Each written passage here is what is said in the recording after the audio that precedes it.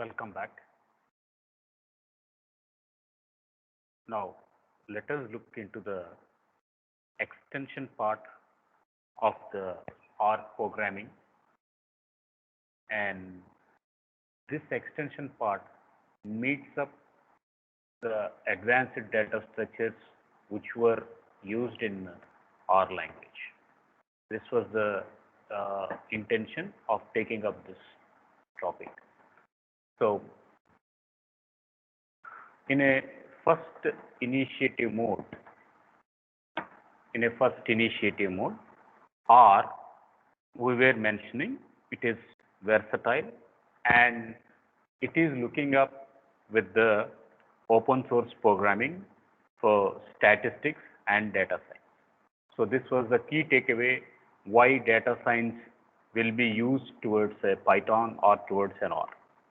So much of a statistical packages, machine level, language, and deep learning packages, they are fabricated into this R language and Python language. So that is the reason why much of the data scientists, they look in programming part for extending this R language. Now, how is R operated means R is going to be operated in two modes. The first mode was an interactive mode. So in this interactive mode, people will have a prompt. People are going to have a prompt here, and via this prompt, people will start up to communicate with the R interface. So there we need to get some help, then we are going to use a help command and similarly, if we want to know some demos or demonstrations of an existing content, and if we want to quit, so we use some quit function. So this is how a R function or an R console is going to occur. So the first thing where we can key up the command, and here we are going to generate the output as it is going to follow. So here is an example where we are going to follow some random numbers, add random numbers, and with the normalized values of 10. So we do display these 10 elements here. Similarly, we do get a mean of the absolute random numbers with 100 numbers. So we get the mean and we get the absolute, and we use on the random numbers. So that is how we are working with a console. The second way of using R will be with a batch mode. So in this batch mode, the thing was we communicate with the IO. We need input file, and similarly we need some output file. So the communication will be taken up towards the file, and it is way how people are going to interact with the IO devices. So for that we are going to use, see this, I want to save the output. I want to store the output in a portable DF, in a PDF file, data file. So we put this function and we are putting the name of a file. We put a name of a file and we put with this extension how the answer has to be saved. Next, I need to draw a hist. Hist, it is going to stand for some histogram here, histogram, and for the random variables which are generated between 100 and 0, and that it is going to lie between 0 to 1. And once the answer is out, we need to close the graphical file. So for that we are going to use this devoff. So the graphical device has to be closed, has to be turned off. So we are going to use this file. So we do get this random normals to generate between 0 to 1.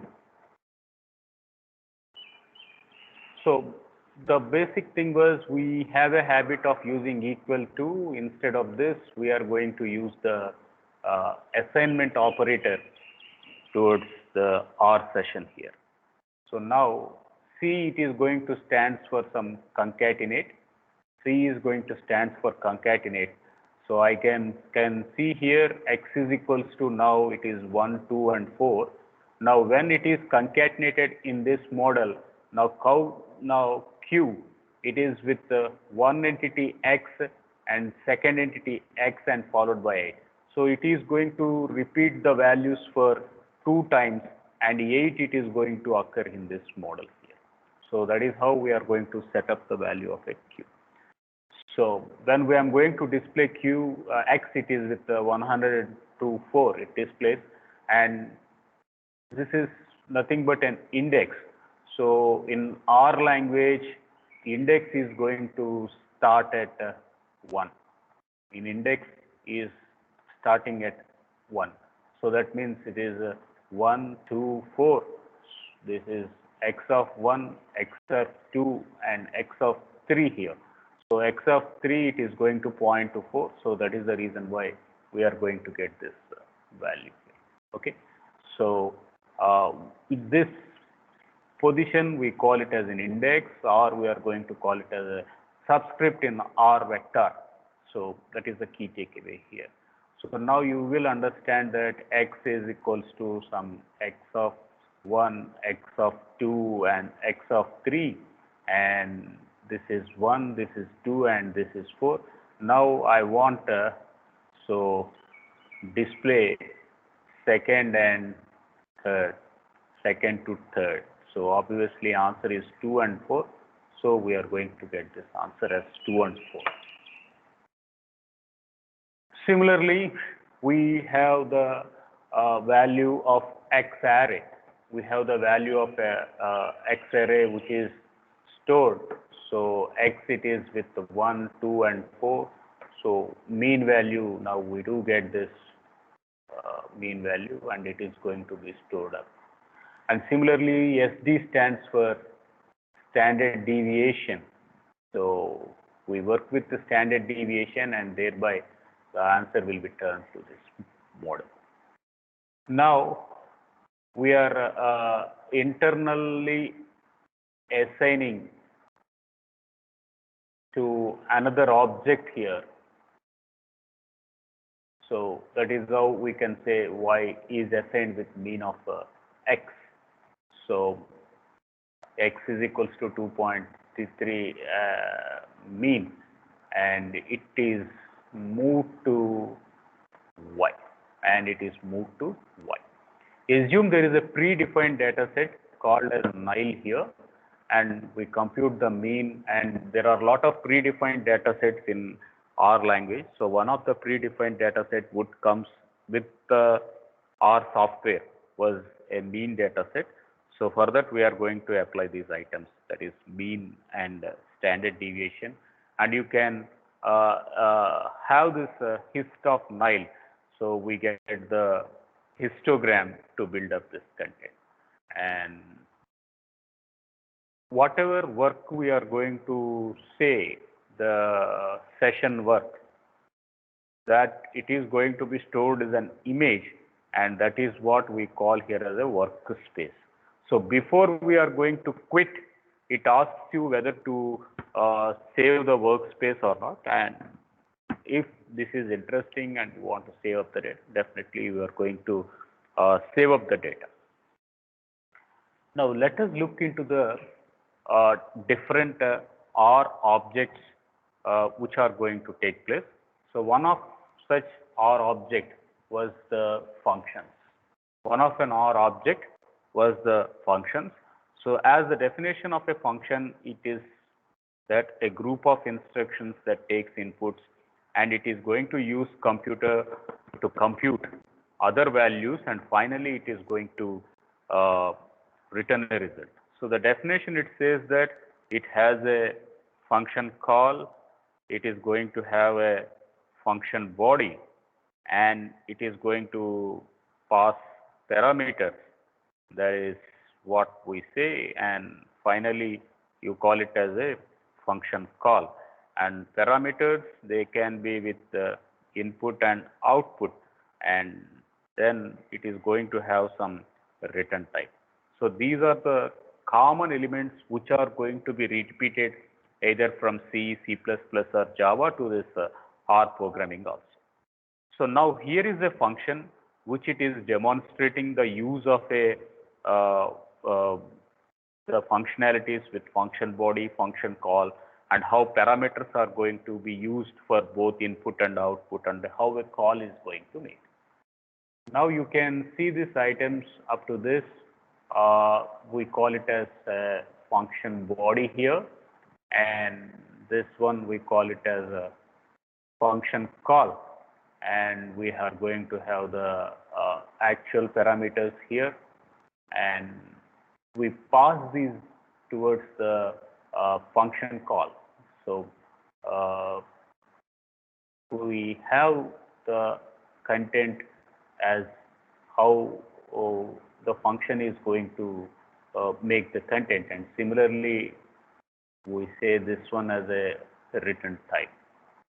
So now you can see here the art count is assigned with a function. So function, we call it as a reserved word here. So we assign it with 0, then logic is much simpler. So when we are going to use these two percentages, we call it as a modulo operator, and it catches the remainder, and it is going to catch the remainder. So for that we use this content, and that's how it is working with. And whenever the remainder was an odd number, so we say it is with an odd number. So I am supplying 1, 3 and 5, and for 1, 3 and 5 all remainder is 1 here. So obviously the count value we get it with 3. Similarly again 1, 2, 3, 5, 1, 2, 3, 7, 9. So these elements, they are supplied to the function, that is odd count here, and it is displaying the count as the value at that position. Next one was how the scope is going to take up. How the scope is going to take up was the scope, variable scope, it will be local variables and it will be a global variable. The scope which is inside the function.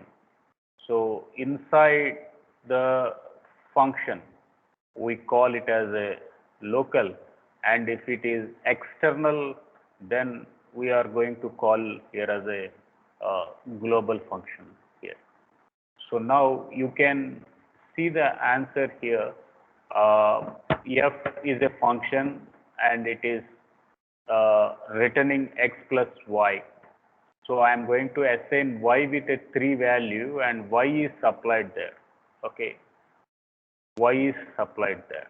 So function of x, so we are going to put 5 here, then it is going to return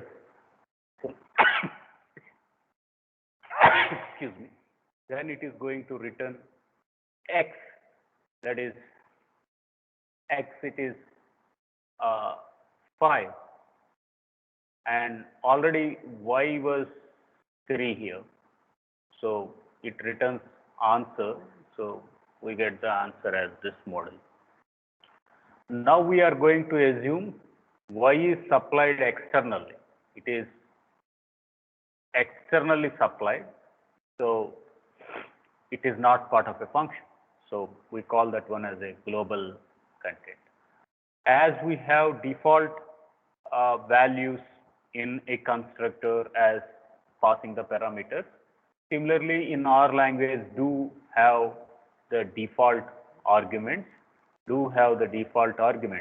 and we can see that the function, it is with x, y is equals to 2 and z is equals to some t.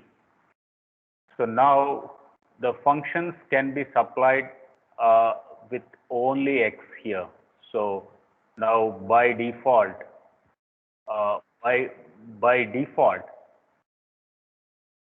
and it is going to hang up, it is going to hang up by default that it takes up the false value. So x is equals to 12 here, and uh, z is equals to true, and y is equals to 2. So this is a default, this is supplied, and again this is a default here. So in this way we give the default values to the function. After functions, there is another takeaway towards the data structures in the R as an object. We do have vectors.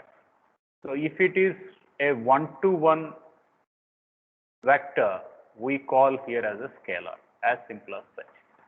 So there is only one value, and it is one by one row and one column.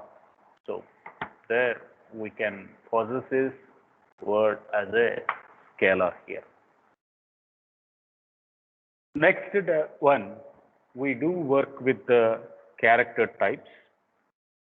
We do work with the character types. Now you can assume that X is supplied with the string called as 5, 12 and 13. So 5, 12, 13 we call them as a numeric data, and if it is with the length, if it is going up with the length, so the total number of elements we are going to call it as 3. Then we are going to call mode of array to know about data.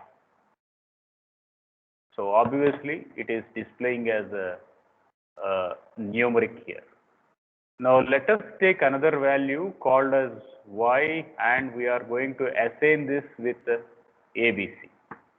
Now this is single string here, so length is 1. So this is a key takeaway what we should understand, and it is going to belong to the character. When I am going to call it as mode of y, it is going to belong to the character.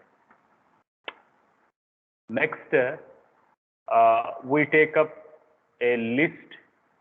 We are going to take up a list, and this list, it is with mixed type, that it is moved with ABC 29 and 88. Now when we are going to find the length, it is only 2. So it computes the numeric value. It is going to compute up the numeric value. And when it is mixed type, obviously it is treated as a character here. It is going to be treated as a character. Now the mode, it is assumed in this point as a character string. It is assumed as a character string. Fine. Now we have string 1, string 2 and string 3. There are 3 strings here, and in these 3 strings we are going to make a paste operation. So it is concatenated with the space. It is concatenated with the space here, and once the space is by default, a space is going to be taken up.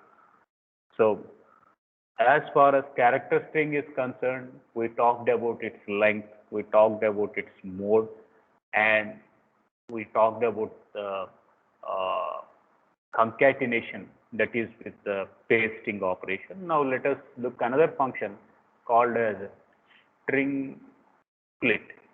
So when we say it is a string split, now what was the string split of u, and whenever a space occur, so that is whenever space or blank is going to occur, split. So that's the reason why it is putting 3 parts. It is putting 3 parts here. So we make a string split operation, that is splitting of the string. So we talked about scalars, vectors, strings, numerics, lists. Now let us find one more interesting uh, data structure in our language. It is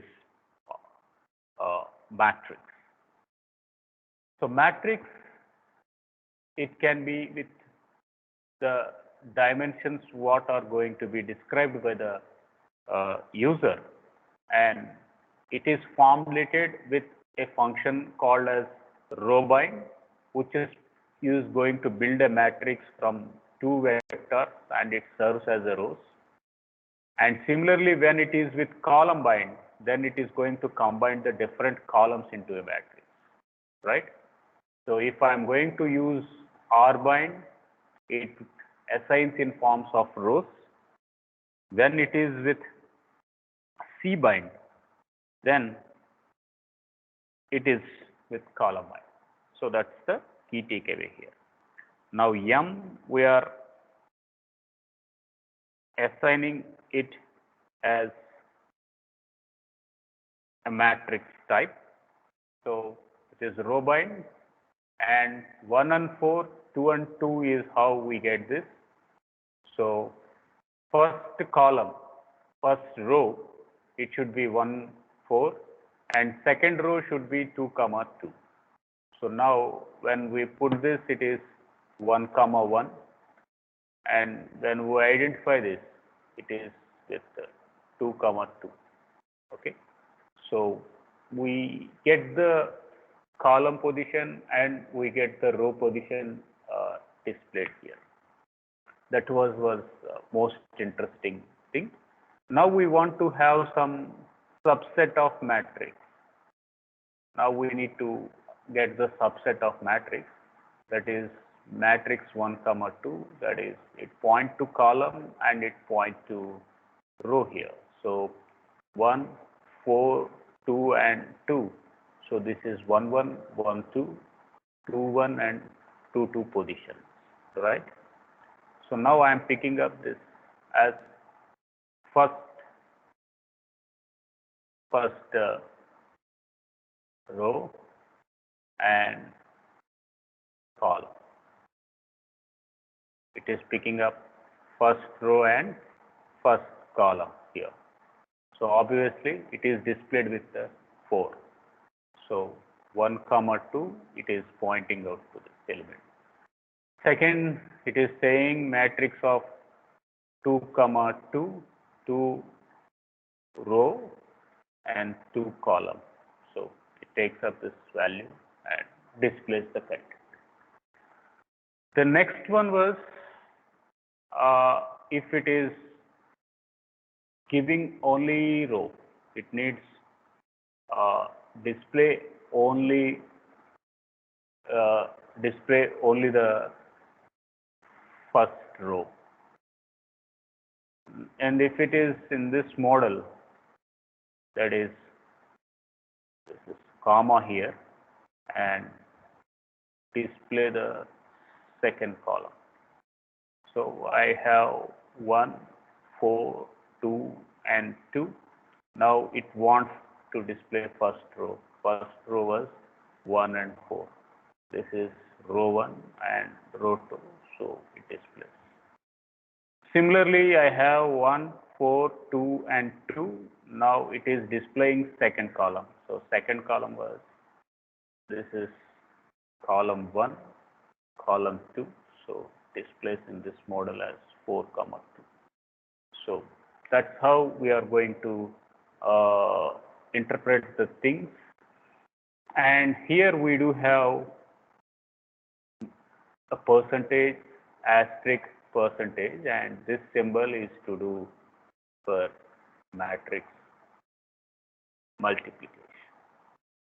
So this symbol, it is going to do up the matrix multiplication. So M, it is already there. So it is 1, 4, 2, 2, and it does matrix multiplication with the content.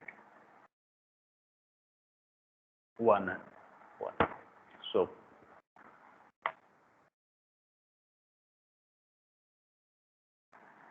next thing was to work out with the lists, So it is similar to a vector, and it is a container for values, and it is going to support items of different types. Okay, items of different types, it is mixed. It can be numeric, it can be character, it can be date. So it can be of any type. So that's the reason why we call it is of different types. So it is more or less equal to the C language or the C++ language structure. And if I want to use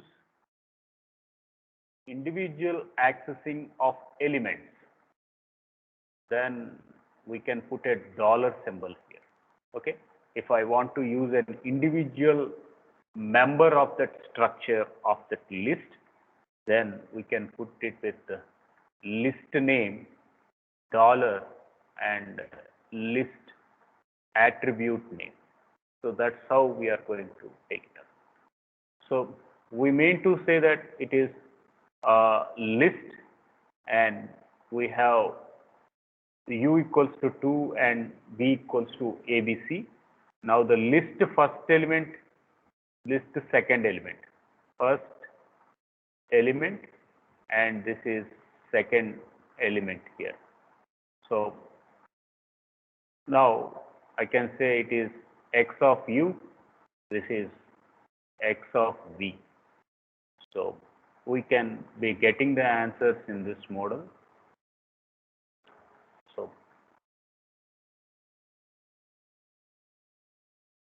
I want to understand what was inside Hn. So Hn is that I take up the histogram of a predefined data, and it is moved here and it is producing a graph, and that one I am printing here. Okay. So now it says that the attributes, you can see it is numeric, integer, numeric, character. In this way, the different log items are going to be displayed very independently. Next comes up the data frames. So data frames is a list similar to a list in R, and it is containing the list, that is being a vector corresponding to a column in a matrix, etc. Now we can see here the entire data sets, whatever we work with .csv or .xsl.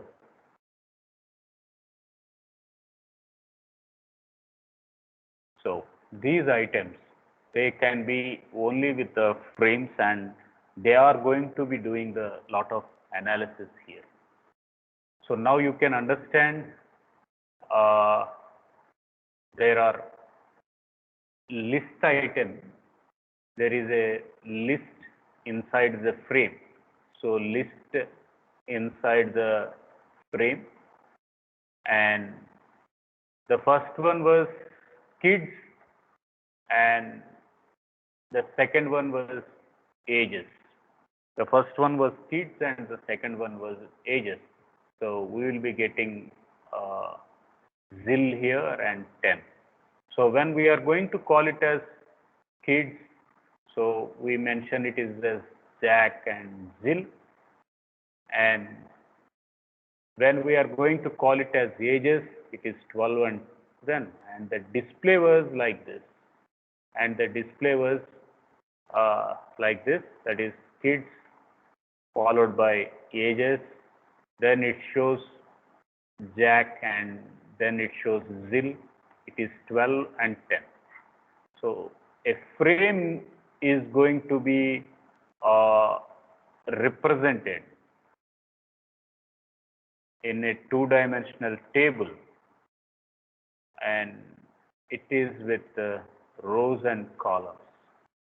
So the definition part is in column wise in a horizontal word, and the display part is in vertical.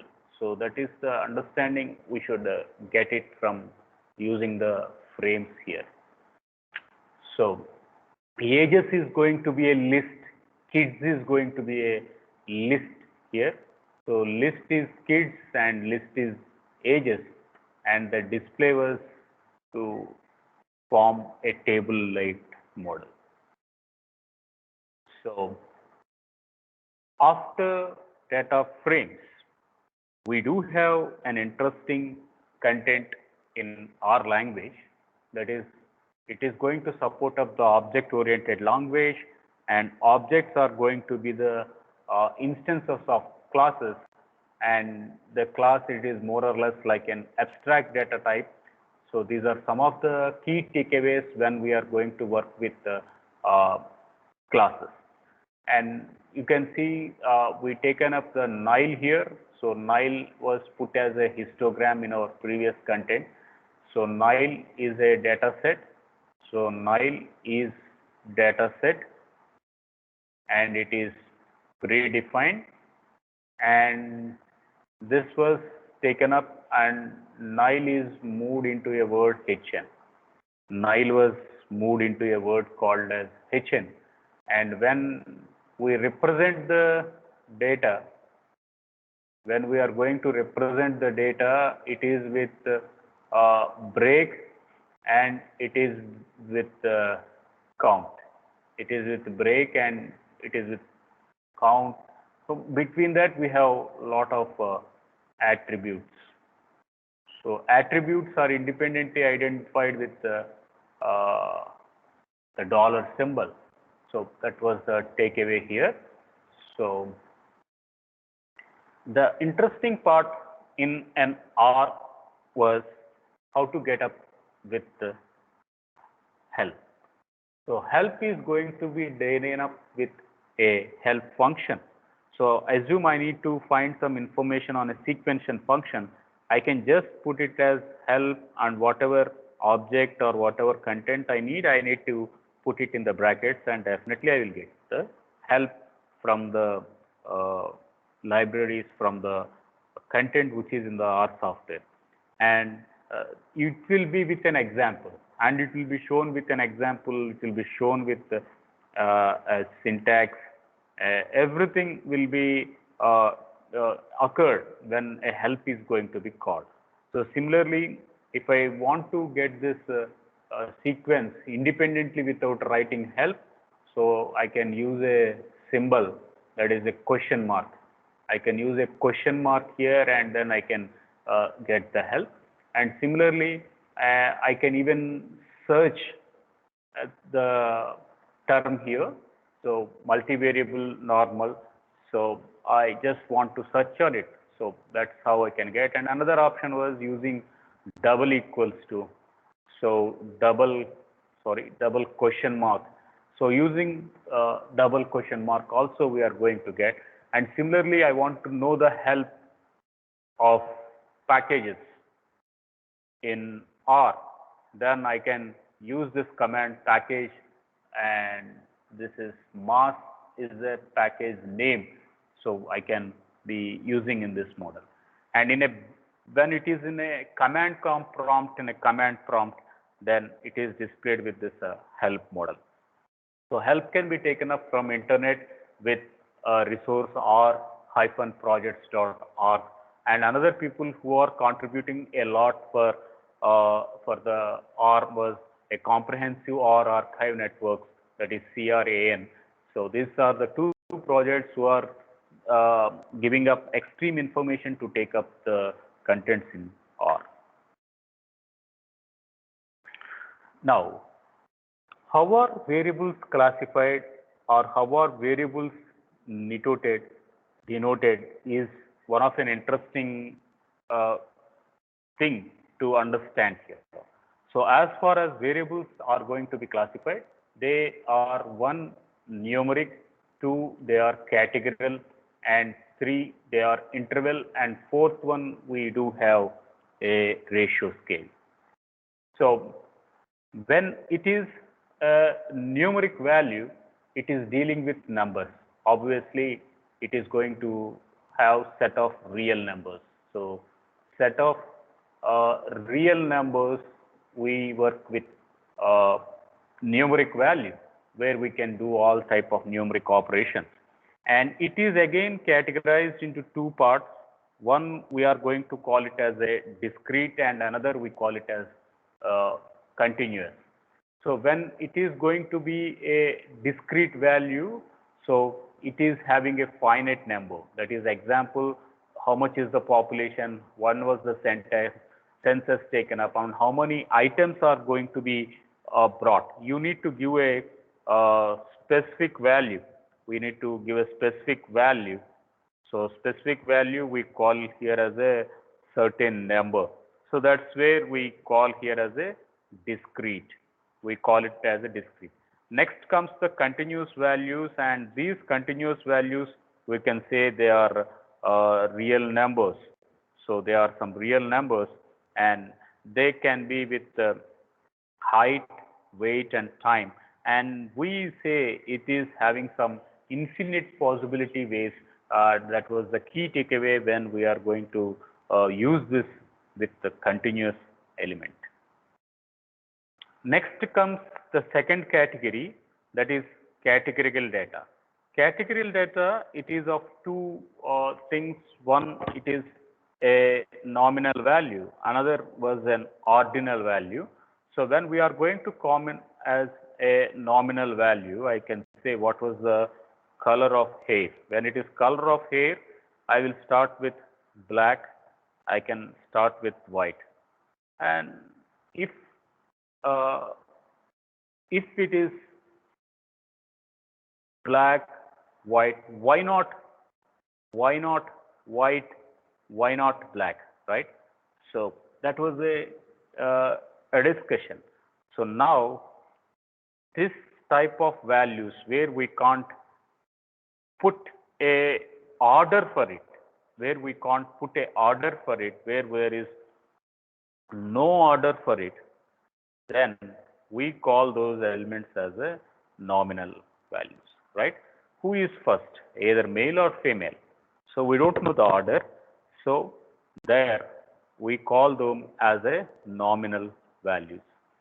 So in order to label the value without quantifiable values, it is very difficult. So which is better, etc. So for that we use the nominal value. But when coming to the ordinal, we have order. That is, I can say 1, 2, 3, 4. We can set up the order. Right? So there the order is going to play a much role, and it is more significant. So such an element, we call it as an ordinal value. So ordinal value here. So when we are going to call as a ordinal value, so we can say that very unhappy is low, unhappy is 2, okay is 3, happy is 4, very happy is 5. Now we assign labels sequentially. Or in order. So that's the ordinal is going to come across the content. Next comes the third value as an interval scale. Again, numerical is an internal interval scale is again a numerical value, but we will know the exact difference. So 91 to 100, it is 10. Then 81 to 90, it is 10. Then 71 to 80, it is 10. So you can see exact difference is 10. So the interval is going to be fixed, right? So the first one is an A plus interval, second one is an A interval, third one is a B interval. So now you can see interval is fixed and timed in order. So that's the key takeaway, where the interval is going to have the values. Similarly, when we take up a Celsius time example, the difference between 60 and 50 is equals to a difference between 80 and 10. So obviously, I am going to have difference between 60 and 50 is 10, and 80 and 70 is also 10. So it is equal. So that is where the interval is going to happen. The next type of data type where data can be categorized will be with a ratio scale, and it is going to tell us about the order and exact value. So we will be getting the exact value. But as far as interval, it is between 80 to 90, not exactly known, right? Not exactly known. But when it is a ratio value, it is exactly known. The ratio value was exactly known. So the value was very exact, and it is between finite number. So that is where this ratio is going to happen.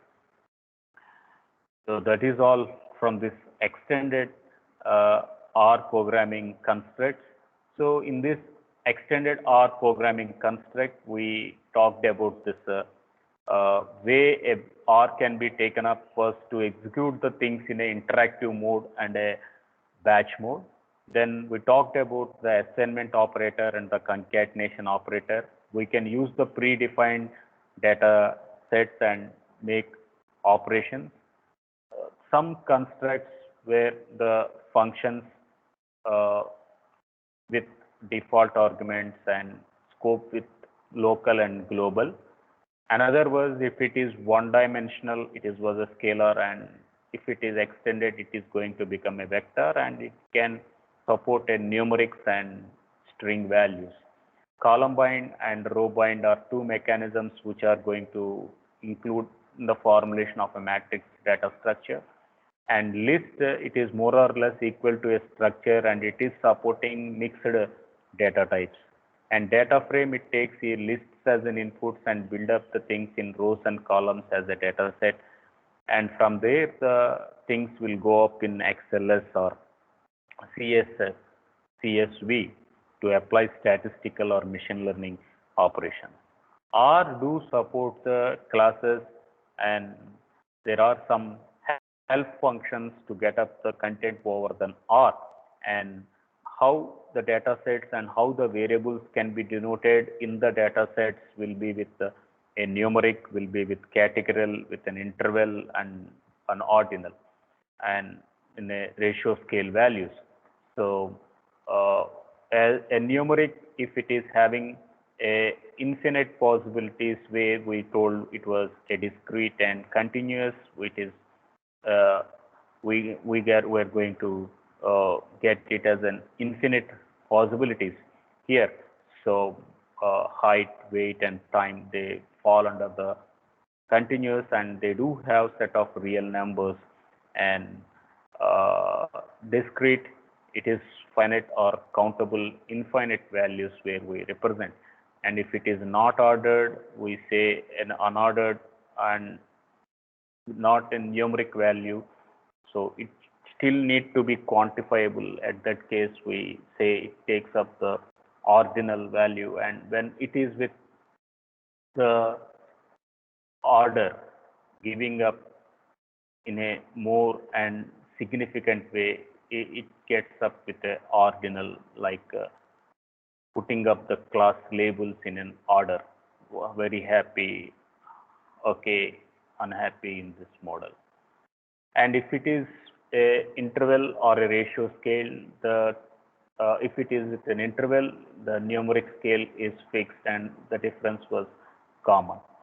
But as far as ratio scale, it tells us the precise value, the exact value. In interval, it is between 91 to 100. We don't get the exact value. It is getting the range there. We get the range. But in ratio, it is talking about the exact or precise value. So that is all from this content. Thank you. Thank you for joining.